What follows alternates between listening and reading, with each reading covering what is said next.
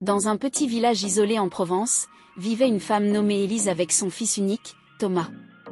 Élise était une mère aimante et dévouée, ayant élevé Thomas seul après la disparition tragique de son mari. Malgré les difficultés, elle avait réussi à offrir à son fils une enfance heureuse, pleine d'amour et de valeurs. Thomas, un adolescent brillant et sensible, était très proche de sa mère. Leur relation fusionnelle faisait l'envie de tous les habitants du village. Mais à l'approche de ses 16 ans, quelque chose commença à changer en lui. Thomas se replia sur lui-même, devenant de plus en plus sombre et secret.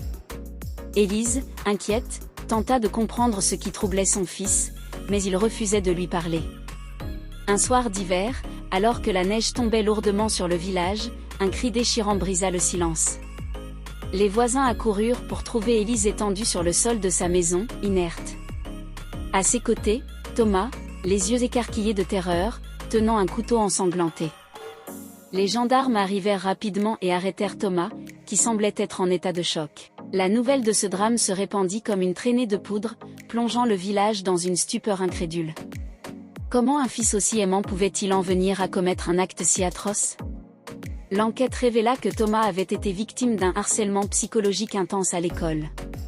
Les brimades et les humiliations quotidiennes avaient fini par éroder sa santé mentale.